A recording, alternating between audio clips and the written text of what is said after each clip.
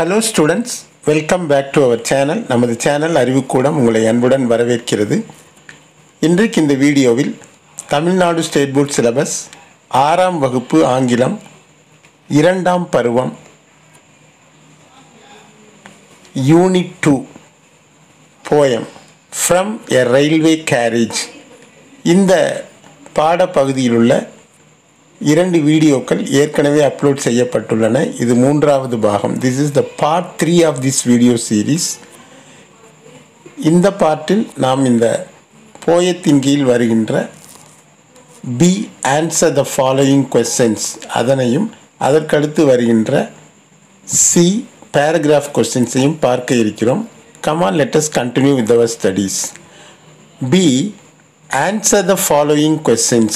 Number 1, what does charges along like troops in a battle mean? Number 2, what word could best replace charges in the poem? Marches, rushes or pushes?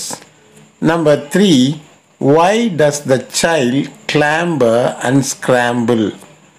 இப்போ இந்த மூன்று வினாக்களுக்குரிய விடைகளை தெளிவாக நாம் பார்க்கலாம்.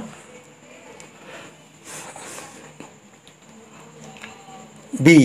Answer the following questions. Number 1, what does charges along like troops in a battle mean? ஒரு போரில் படைகள் முன்னேறி செல்வதை போன்றது என்பதன் அர்த்தம் என்ன? இப்போ இங்கே ஒரு ஃப்ரேஸ் இருக்கு, charges along like troops in a battle. இந்த ஃப்ரேஸ் அல்லது இந்த சொற்றொடரின் அர்த்தம் என்ன? அதான் இந்த கேள்விக்குரிய பொருள். இப்போ இதுக்கு ஆன்சர் பார்க்கலாம். The train runs fast like soldiers move forward in a battlefield.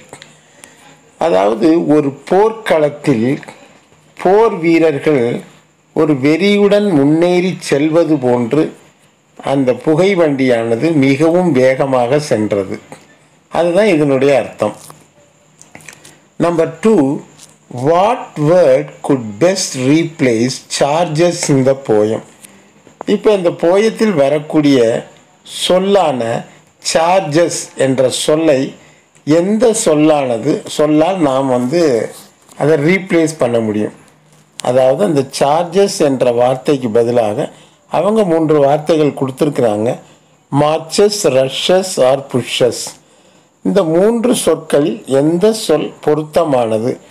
அந்த சார்ஜஸ் என்ற சொல்லிற்கு பதிலாக எதை அதற்கு பதிலாக போட்டால் அது சரியாக பொருந்தும். இதுதான் இந்த வினாவிற்குரிய அர்த்தம். அப்போ இது 3ல் பார்த்தோம்னா மார்ச்சஸ் அதுதான் சரியாக பொருந்தும். ஏன்னா சோல்ஜர்ஸ் ஒரு பேட்டில் ஃபீல்டில் சோல்ஜர்ஸ் என்ன பண்ணுவாங்கன்னா மார்ச் பண்ணி தான் போவாங்க முன்னேறி. அப்போ answer marches good best replace charges in the poem. இதுதான் இதற்குரிய விடை. Question number 3, why does the child clamber and scramble? அந்த சிறுவனானவன் எதற்காக clamber and scramble அப்படின்னா என்ன? கிளாம்பர்னா என்ன? மிகவும் கைகளையும் கால்களையும் கொண்டு பற்றி கொண்டு தொற்றி ஏறுதல், மிகவும் சிரமப்பட்டு ஒரு சரிவான பாதையில் ஏறுதல். ஸ்கிராம்பிள்னா கைகளால் பிடித்து கொண்டு வேகமாக ஏறுதல். இவ்வாறெல்லாம் அந்த சிறுவன் ஏன் செய்கிறான்? அதான் இதனுடைய அர்த்தம்.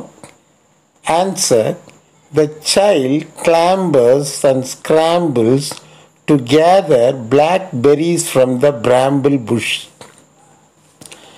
அப்போ இங்கே பிராம்பிள் அப்படின்னா என்னென்னா அது ஒரு வகை காட்டு செடி, முட்களை கொண்ட ஒரு வகையான காடுகளில் வளரக்கூடிய ஒரு செடி. அதில் ஒரு கருமை நிற பழங்கள் காணப்படும். அதான் அந்த பிளாக்பெரிஸ். அவற்றை சேகரிப்பதற்காக தான் அந்த சிறுவன் என்ன பண்ணுறான்? மிகவும் சிரமப்பட்டு ஏறுகிறான். அப்போ இதுதான் அதுக்குரிய அர்த்தம். அந்த 3வது வினாவிற்குரிய விடை இதுதான். அடுத்து சி, திங்க் அண்ட் ரைட், சிந்தித்து எழுதவும். Number 1, write a paragraph about 50 words describing the scenes that the poet passed by. அதாவது என்ன சொல்கிறாங்கன்னா, அந்த ரயில் பெட்டியில் அந்த கவிஞரானவர் பயணம் செய்கிறார். அப்பொழுது அவர் கண்ட காட்சிகளை விவரித்து 50 வார்த்தைகளில் ஒரு பேராகிராஃபாக ஒரு பத்தியாக எழுதவும் அப்படின்னு சொல்கிறாங்க. Number 2, there is a connection between the rhyming words and the rhythms of the train. Present your views about it. அதாவது இந்த புகைவண்டியானது ட்ரெயினானது செல்லும்போது ஒரு விதமான சப்தங்களை எழுப்பும். அதை நம்மளே பார்த்துருக்கலாம். அது ஒரு ரிப்பீட்டட் சவுண்டாக தான் இருக்கும். ஒரே மாதிரியான ஒலிகளை எழுப்பும். அது திரும்ப திரும்ப திரும்ப ஒரு மியூசிக் மாதிரி கேட்டுக்கிட்டே வரும். அதைத்தான் ரிதம் ஆஃப் த ட்ரெயின் அப்படின்றாங்க. அந்த ட்ரெயினுடைய அந்த செல்லக்கூடிய அந்த ரிதமுக்கும் இந்த போயத்தில் வரக்கூடிய அந்த ரைமிங் வேர்ட்ஸ் அதுக்கு இடையில் ஒரு கனெக்ஷன், ஒரு தொடர்பு இருக்கிறது. அதை பற்றி உன்னுடைய கருத்து என்ன? அதான் இதோடைய தமிழ் அர்த்தம். இப்போ இந்த வினாக்களை ஒன் பை ஒன்னாக பார்க்கலாம். Think and right. Number 1, write a paragraph about 50 words describing the scenes that the poet passed by. இப்போ ஆன்சர் பார்த்தோன்னா, the poet sees many things from the train. அந்த கவிஞர் அந்த புகைவண்டியில் இருந்து கொண்டு பல காரியங்களை அவர் பார்க்கிறார். அது என்னென்னு இப்போ அடுத்த சென்டென்ஸில் பார்ப்போம். He sees bridges, houses, hedges, ditches, meadows, hills, plains and even painted stations. அப்போ அவர் என்னென்னலாம் பார்க்குறாருன்னா, பிரிட்ஜஸ்னால் பாலங்கள், ஹவுசஸ்னால் வீடுகள், ஹெட்ஜஸ்னால் வேலிகள், தோட்டத்தை சுற்றி அமைக்கப்படக்கூடிய வேலிகள். ஆனால் இது இயற்கையாக இருக்கக்கூடிய வேலிகள், புதர் வேலிகள், அதான் ஹெட்ஜஸ். டிச்சஸ்னால் கழிவுநீர் செல்லக்கூடிய வாய்க்கால்கள், மெடோஸ்னால் புல்வெளிகள், ஹில்ஸ்னால் மலைகள், பிளெயின்ஸ்னால் சமவெளிகள். இவற்றையெல்லாம் அந்த போயட்ஸ் பார்க்கிறார். அது மட்டுமல்லாது அண்ட் ஈவன் பெயிண்டட் ஸ்டேஷன்ஸ், அது மட்டுமல்லாது வர்ணம் தீட்டப்பட்ட அந்த புகைவண்டி நிலையங்களையும் அவர் அந்த ரயில் பயணத்தின் போது பார்க்கிறார். அடுத்த பாயிண்ட் நம்ம பார்க்கலாம். He also sees, அது மட்டுமல்லாது அவர் மற்ற காரியங்களையும் காண்கிறார். அது என்னென்னு வரிசைப்படுத்தி கொடுத்துருக்குறோம். He also sees, number 1, a child collecting blackberries. ஒரு சிறுவனானவன் கருமை நிற பழங்களை சேகரிப்பதை பார்க்கிறார். A homeless man, அதாவது போயமில் ட்ராம்ப் அப்படின்ற ஒரு சொல் வந்திருக்கும். அதனுடைய பொருள் என்னன்னா, வீடு, சொந்தமாக வீடு ஏதுமின்றி நாடோடியாக சுற்றி திரிபவன், அதான் a homeless man, அவனை பார்க்கிறார். Number 3, village women making garland of daisies. Daisy எனும் மலர்களை கொண்டு அந்த கிராமத்து பெண்கள் மாலைகள் தொடுப்பதை அவர் பார்க்கிறார். Number 4, a cart with load. பாரத்தை ஏற்றி கொண்டு வரக்கூடிய ஒரு குதிரை வண்டி அல்லது மாட்டு வண்டி. மாட்டு வண்டின்றது பொருந்தாது, ஏன்னா இந்த போயம் எழுதிய செட்டப் இங்கிலாந்து. அப்போ குதிரை வண்டியாக இருக்கலாம். Number 5, a mill under river. ஒரு மில்லையும் ஒரு ஆற்றையும் அவர் காண்கிறார். அடுத்த point, every glimpse he has disappears quickly forever. இப்போ இங்கே கிளிம்ஸ்னால் நம்ம ஏற்கனவே படிச்சிருக்கிறோம். சட்டுன்னு பார்க்குற ஒரு காட்சி, நின்று நிதானமாக பார்க்கக்கூடிய ஒரு காட்சி அல்ல. அந்த புகைவண்டியின் வேகத்தில் சடாரென கண்ணால் பார்க்கக்கூடிய காட்சியை தான் கிளிம்ஸுன்னுவோம்.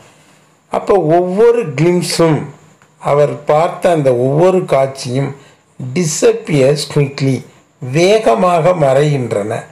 எப்படி மறைகின்றன? For ever. ஃபார் எவர்னா என்ன? நிரந்தரமாக மறைகின்றன. அப்போ இதுதான் இந்த கொஸ்டினுக்குரிய answers. Now let us move on to the second question. There is a connection between the rhyming words and rhythms of the train.